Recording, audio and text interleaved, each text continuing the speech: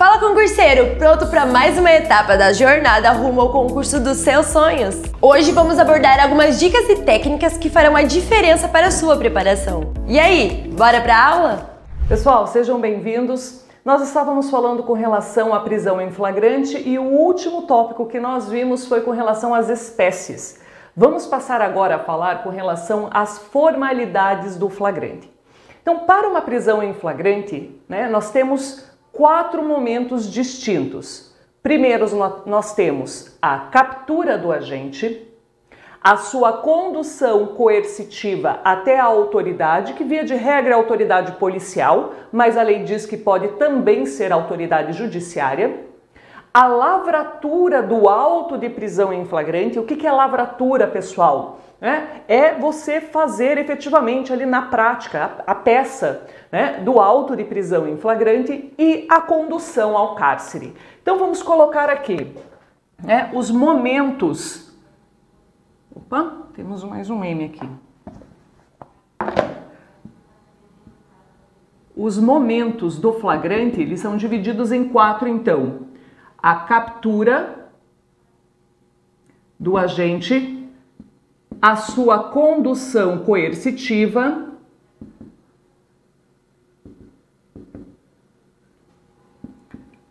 a lavratura do auto de prisão em flagrante e a condução ou o recolhimento ao cárcere. Aí você diz, Ana, mas e se ele pagou a fiança? Não, isso aqui a gente está falando, são 4 momentos distintos, pensando, vamos dizer assim, no ciclo completo, tá? Agora, então, o agente policial, que serão vocês, vai capturar o agente, apresentá-lo à autoridade, que pode ser policial ou judiciária, vai ser lavrado o auto de prisão em flagrante e o recolhimento dele ao cárcere. Mas para a lavratura do auto de prisão em flagrante, existem formalidades, procedimentos que devem ser observados. Então vamos falar aqui com relação às formalidades para lavrar o auto. No primeiro momento, e nós sabemos, o réu ele tem alguns direitos, algumas garantias constitucionalmente assegurados a ele. E uma deles, e que seria o primeiro momento da nossa lavratura do flagrante, é justamente de, antes de iniciar, você já oportunizar ao réu para que ele informe alguém da família, ou a pessoa que ele quiser indicar, que ele está preso, porque ele tem direito de, assim que for conduzido, imediatamente ele informar alguém da família que ele foi recolhido, tá? Que ele foi conduzido até a unidade policial. Se ele não quiser indicar ninguém, não tem problema, mas se ele quiser e a pessoa, o policial, não oportunizar, isso vai fazer com que o flagrante seja considerado nulo e, portanto, vai haver o relaxamento. E, inclusive, podendo haver uma responsabilização do agente público por abuso de autoridade. Então, o primeiro momento, vamos dizer assim, que o primeiro momento vai ser justamente oportunizar o preso a ligar para alguém da família.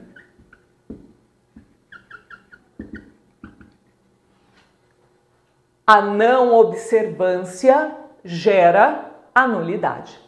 Bom, aí depois que ele ligou para a mãe, para o pai, ou falou o seguinte, não, eu não quero quantos, que a gente pergunta, você quer ligar para alguém? Inclusive, o nome e o telefone constam no interrogatório, que ele ligou para o fulano de tal pelo telefone X.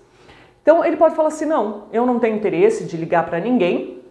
Ótimo, vamos passar então para as oitivas. No primeiro momento, nós vamos ouvir o condutor.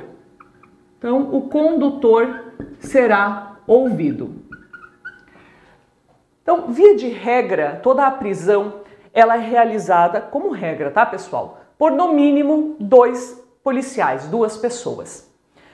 Uma delas vai ser denominada de condutor, que é aquele que formalmente está apresentando o conduzido à autoridade.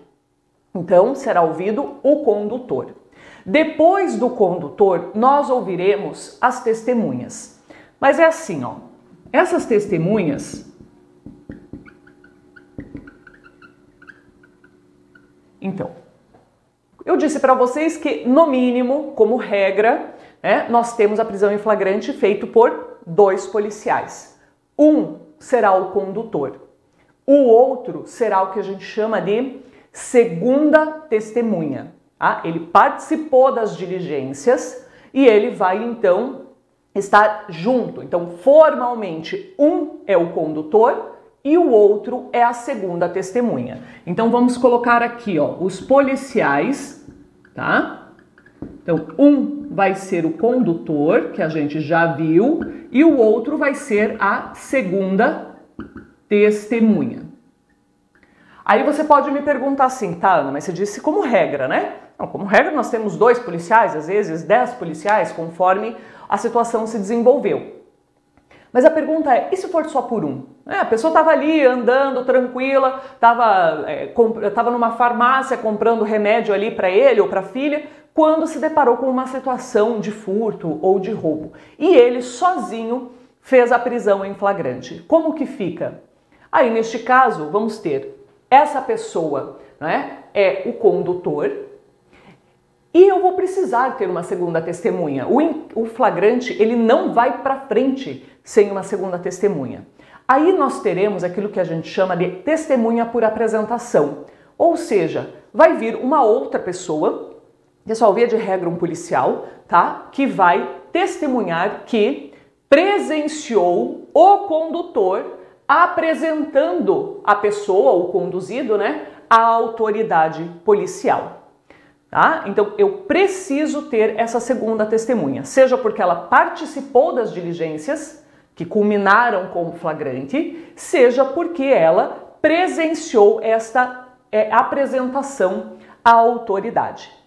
Tá bem? Então, nós já ouvimos o condutor, já ouvimos as testemunhas. Aqui, obviamente, Ana, mas tem vítima. Então, tudo bem. Eu ouço o condutor, a segunda testemunha, aí eu vou ouvir uma eventual vítima, eu vou ouvir uma eventual testemunha que compareceu à delegacia. Então, este é o momento de ouvir todo mundo, tá bem?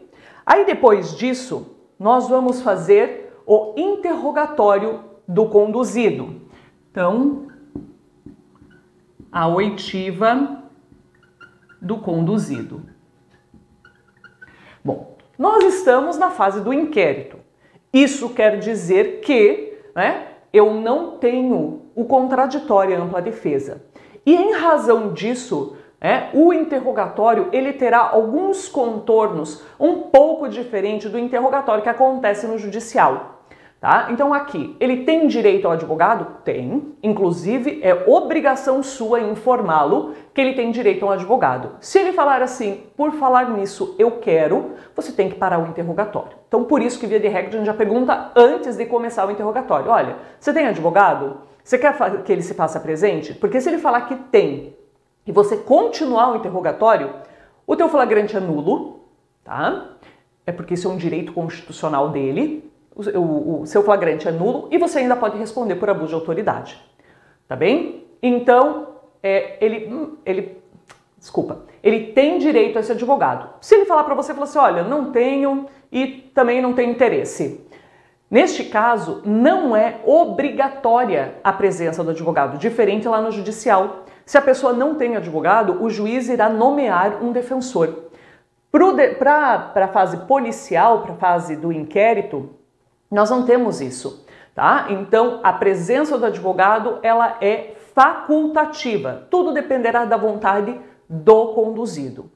Como nós não temos contraditório e ampla defesa, mesmo que o advogado ele esteja presente, não é obrigatório eu conceder a palavra. Eu, como delegada, conceder a palavra para ele. Ou seja, perguntar, doutor, você quer fazer alguma pergunta? Pessoal, nós não estamos na fase judicial, tá? Contudo, eu falo por mim. Eu, como regra, até por uma questão de bom tom profissional, eu abro a palavra. Se você vê que o advogado ele não está tumultuando, porque tem alguns advogados que vão para a delegacia, acabam tumultuando de uma forma tão complicada que o flagrante ele vai se arrastando mais do que deveria. Então, neste caso, você acaba nem abrindo a palavra justamente para evitar um tumulto maior. Mas como super regra, os advogados eles acabam tendo uma postura extremamente profissional, como assim outros, nós temos outros profissionais que acabam na sua vida profissional às vezes não tem essa postura tão profissional, mas a via de regra, como os advogados sempre têm uma postura extremamente profissional, eu sempre acabo abrindo a palavra. Não é obrigação minha, tá? É só para mim, aqui naquele momento é interessante, até porque alguma coisa que ele possa perguntar para o cliente, inclusive acaba reforçando até mesmo a própria situação fática da qual está sendo analisado o flagrante.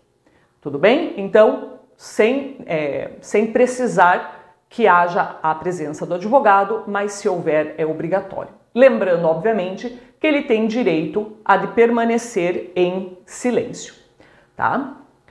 Bom, a partir do momento em que eu estou, que a autoridade policial está convencida dos fatos, porque ela já ouviu o condutor, ela já ouviu a outra testemunha, já ouviu eventual vítima, já interrogou o conduzido, neste caso, se estiver, confirmou-se que existe uma situação flagrancial, que a conduta é uma conduta delituosa, vai fazer com que a autoridade policial requisitará que o escrivão lavre o flagrante, tá? E o encerre. Então, aqui vai ser a lavratura do auto de prisão em flagrante. Aí você vai me dizer assim, ó, Ana, mas você estava fazendo o que até agora? Você não estava lavrando o auto de flagrante? É que auto de prisão em flagrante é a peça, é uma peça, tá? Como às vezes chamam de petição, né? Para nós uma petição, é uma peça. É uma peça escrita ali em cima, ó, auto de prisão em flagrante, tá? Então, neste auto de prisão em flagrante estão, vamos dizer assim, concentrado todas as informações do flagrante. Quem que conduziu, quem foram os condutores, quem foi o conduzido, por que crime ele foi conduzido, que a autoridade policial entendeu que há indícios de autoria naquele momento para fins de lavratura de flagrante, que ele se encontra em uma das hipóteses lá do artigo 302, que já foi estudado, e determinam então as diligências, quais são os atos de investigação ou os atos de procedimento que o escrivão deverá realizar. Então, isso é um auto de prisão em flagrante. Aí, depois disso, vai ser expedida a nota de culpa. Então, aqui.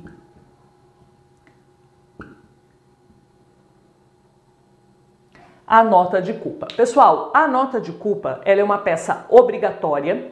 Ela nada mais é do que uma peça também bastante simples, em que diz que a autoridade policial, após ouvido o policial fulano e o policial cicrano, está autuando em flagrante o conduzido Zezinho pela prática do crime tal. Ponto. Apesar do nome falar nota de culpa, não é a pessoa assumindo a culpa dela. Isso daqui é só uma formalização dizendo, olha, juiz, o conduzido sabe por que ele está preso. Inclusive, ele assinou aqui, ó, tá? O porquê que ele está preso. É simplesmente ciência, de uma forma, de um jeito formal, de que ele sabe do porquê que ele está ali na delegacia, tá? A falta da nota de culpa gera nulidade, gera ilegalidade no flagrante. Isso faz com que a autoridade judiciária, ela relaxe o flagrante. Depois disso, nós vamos... Deixa eu apagar aqui do outro lado. Depois disso, vai ser remetido à autoridade judicial. Qual é o prazo para a remessa? 24 horas. Então, em 24 horas, vai ser remetido à autoridade judiciária. Tá? Então, o prazo diz, olha, da lavratura da prisão do indivíduo, ele tem imediatamente direito de informar alguém da sua família. Imediatamente. E o juiz, no prazo de 24 horas, deverá receber o procedimento, né? E com isso estará sendo notificado, comunicado da prática do delito. A lei diz também que neste prazo, além de eu remeter ao juiz, eu devo remeter cópia à Defensoria Pública, tá? Aí vai depender, obviamente, essa observância desta norma vai depender conforme a cidade, né? Conforme a cidade vai ter defensor público, né? Ou não, tá? Mas o do juiz é obrigatório. E daí veio o pacote anticrimes, tá? E trouxe, como a gente já viu, que após eu remeter ao juiz, eu terei a audiência de custódia. Antes, a audiência de custódia... Então, audiência de custódia. Antes, a audiência de custódia, ela só servia, só não, né? Ela servia para verificar a regularidade do flagrante, tá? Ponto. Então, o juiz podia já ter homologado o flagrante ou não, e ele recebia. Hoje, a audiência de custódia, ela é obrigatória. No prazo de 24 horas, então, o juiz recebeu o flagrante, ele tem até 24 horas para fazer a audiência de custódia, sob pena de responsabilização, tá? E outra, é neste momento em que ele vai fazer, né, aquilo que nós chamamos e que nós já vimos de convalidação judicial. Então, é naquele momento em que ele vai analisar, existe alguma ilegalidade? Ou seja, por exemplo, não foi dada a nota de culpa, não foi oportunizado ele a ligar alguém da família. Neste caso, o juiz vai fazer o quê? Olha, não homologo o flagrante e relaxo a prisão. Ou homologo o flagrante e concedo a liberdade provisória ou decreto a preventiva. Lembrando, como nós vamos ver depois, que ele só pode decretar preventiva se provocado. E isso já tem decisão do STJ nesse sentido. Tudo bem? Então, essa daqui são as formalidades do flagrante. Vamos falar agora, então, quais são as hipóteses, as situações em que mesmo que haja, né, vamos dizer assim, a princípio, uma situação flagrancial, não será lavrado o flagrante contra aquela pessoa. Então, vamos falar aqui com relação às hipóteses em que não se admite a lavratura do flagrante. Tá? Vamos só apagar aqui.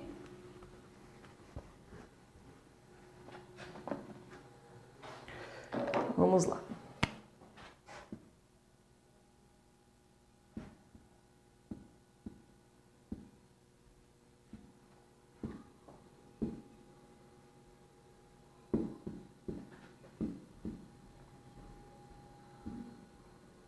A priori, a princípio, nós temos três situações.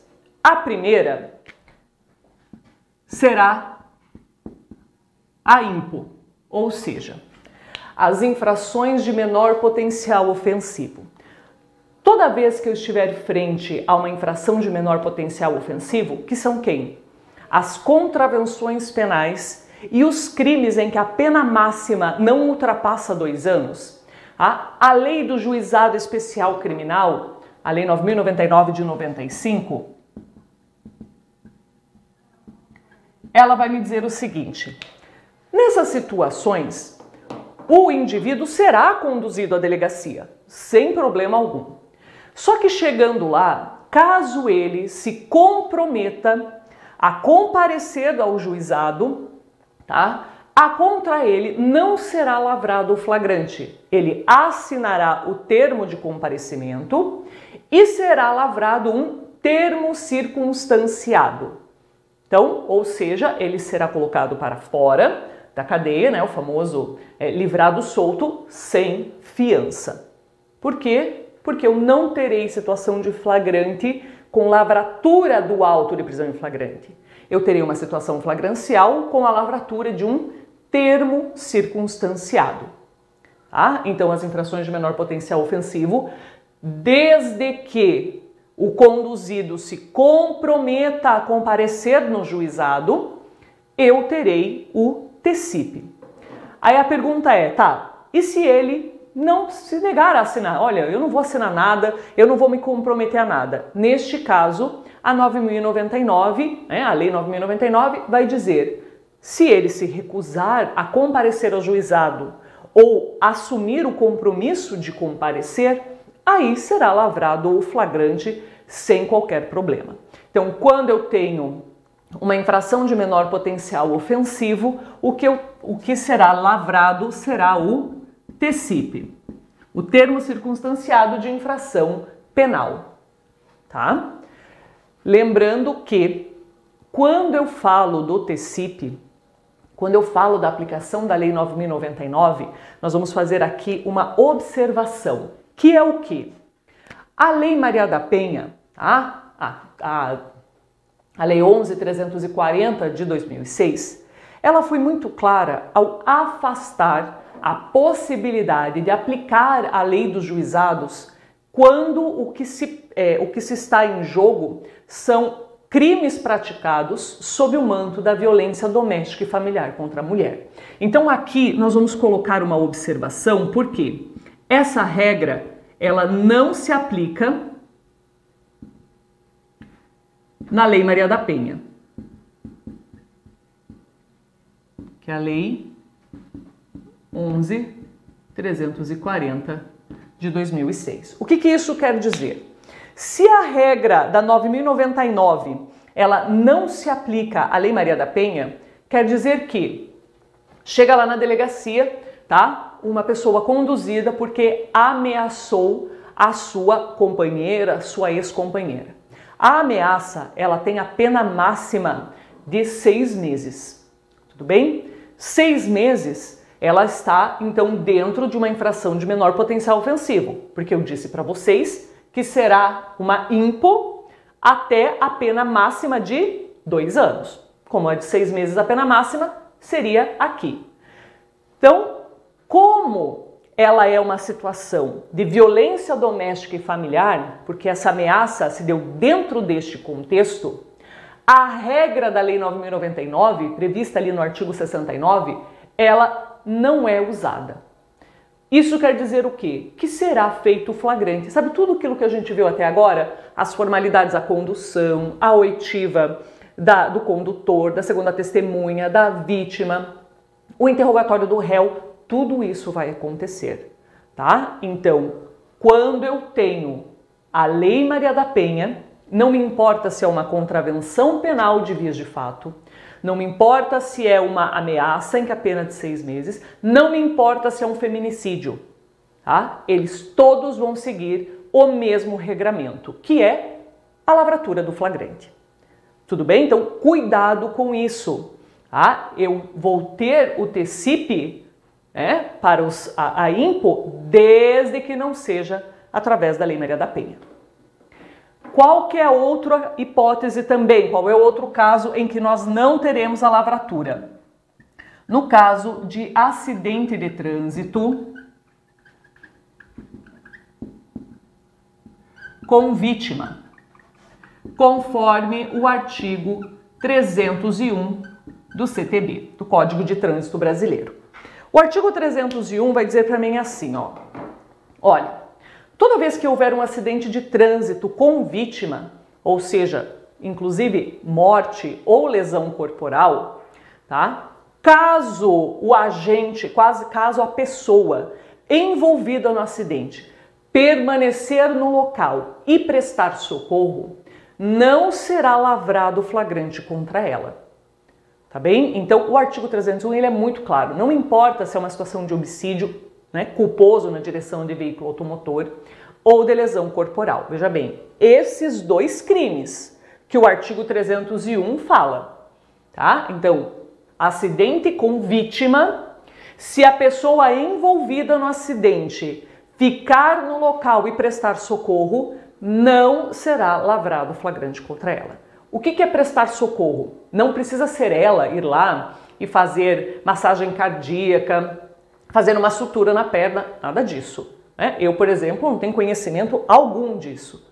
Mas o que eu tenho que fazer? E isso como um dever de solidariedade, porque é isso que a lei quer. Ela fala assim, olha, essa situação grave de lesão ou de homicídio, né, foi praticado justamente, o nome diz, culposamente. E pode acontecer com qualquer um, porque o famoso diz, olha aqui, ó, é um acidente, tá? Então, o mínimo que você pode fazer é, pelo menos, chamar o socorro para aquela pessoa. Não deixe ela ali no meio da rua estirada. Por quê? Porque lembra, ela podia ser a sua mãe, o seu filho, tá? Então, só chama o socorro. É só isso que a gente quer. Tudo bem? Então, ele pode ir lá, ligando para a polícia, ligando para o bombeiro, ligando para o SIAT, para o SAMU, ligando para alguém que vá prestar o atendimento, ele está, vamos dizer assim, ele cumpre a regra de prestar o socorro. Ah, Ana, mas existem algumas situações em que a pessoa sai do local porque ela tem receio, diz que seja atingida a sua integridade física. Eu entendo, nós temos efetivamente alguns, por exemplo, o atropelamento de uma criança. Isso gera uma comoção muito grande. As pessoas ali do local, quando veem uma criança atropelada, elas podem perder um pouco a cabeça. Muito bem, então o que a pessoa vai fazer? Ela vai ligar para o socorro, ela pode até sair do local, só que ela vai se dirigir a uma unidade policial, tá? Por quê? Ela não tem que ir para casa. Isso daí não é ela se protegendo, isso é ela se escondendo. Então, ela faz o seguinte, liga para a polícia, liga para o corpo de bombeiros, tá? E se dirige a uma unidade policial e aguarda o desenrolar ali, tá? Como acontece, por exemplo, tem uma estrada aqui que nós temos um aldeamento indígena. E acontece muitos, agora até que deu uma parada, mas acontecia muito atropelamento. E se a pessoa continuasse ali, tá, os outros indígenas, eles acabavam sendo um pouco agressivos com a pessoa que fez o atropelamento. Então esse indivíduo que atropelou, ele se dirigia até a PRF e ficava aguardando ali. Perfeito. Tá? Não obedecendo esses requisitos, aí ele será contra ele lavrado o flagrante. E a terceira e última hipótese que nós temos é com relação ao artigo 28 da Lei 11.343 de 2006, que é a Lei de Drogas. Então, nós já sabemos que aqui é o posse de droga para uso pessoal. Nós temos aqui um crime sem pena. Então, a própria Lei de Drogas, de Tóxicos, ela disse que nos casos do artigo 28, nós teremos a lavratura de um TCIP. Então aqui eu vou ter um TCIP. Ana, mas vai seguir a mesma regra daqui da INPA, ou seja, caso a pessoa não assine o compromisso de comparecer ao juizado, contra ela será lavrado o flagrante? Não. E por quê? Porque eu não tenho como lavrar um flagrante de um crime que não tem pena. Tá? Então aqui não importa se ele assina ou não o compromisso, contra eles será lavrado um termo circunstanciado. Tá bem? Pessoal, então lembrar, por favor, desses três casos. Aí eu tenho alguns alunos que falam assim, ah, Ana, então não terá flagrante se a pessoa que praticou, aquele ato for menor. Pessoal, eu nem toco aqui, porque quando eu falo de menor de idade, quando eu falo de adolescente, tá? Eu nem estou falando do Código de Processo Penal. Por isso que eu não listei aqui. Nós estamos falando de pessoas maior de idade, que seja capaz de estar sendo objeto, sendo sujeito passivo de um flagrante, e que contra ela, apesar da situação flagrancial, porque existe a situação flagrancial, a lei determina o afastamento da lavratura, tá bem? Então não confundam, por favor. Tá? Não é que aqui não tem situação, é alguma das hipóteses do 302. Ela existe. Temos flagrante aqui, só que não iremos formalizar o flagrante conforme previsto. Tá? Uma pergunta que os meus alunos, principalmente da graduação, eles sempre me fazem. Tá, Ana, mas Isso quer dizer o quê? Que a pessoa não vai ser presa aqui no acidente, né? Ela esteve envolvida no acidente, ela prestou socorro, mas ela não vai ser presa nada. Não. Eu falei que ela não vai ser feita contra ela o flagrante. Isso não quer dizer que não terá um inquérito policial para apurar a sua conduta. Tá bem, pessoal? Não confundam. O que eu estou dizendo aqui é da não lavratura do flagrante. Tudo bem? Pessoal, então, espero que vocês tenham, vamos dizer assim, esclarecido as suas dúvidas com relação a esse tópico. Tá bem? Obrigada e até já. E aí, curtiu essa aula? Já deixa o like nesse vídeo que assim a gente vai saber que você quer mais aulas e conteúdos gratuitos como esse. Se inscreva no canal e ative o sininho para receber todas as notificações. Clique no link da descrição desse vídeo e tenha acesso ao curso completo com essa aula e muito mais. A sua aprovação começa aqui. Bons estudos e até a próxima!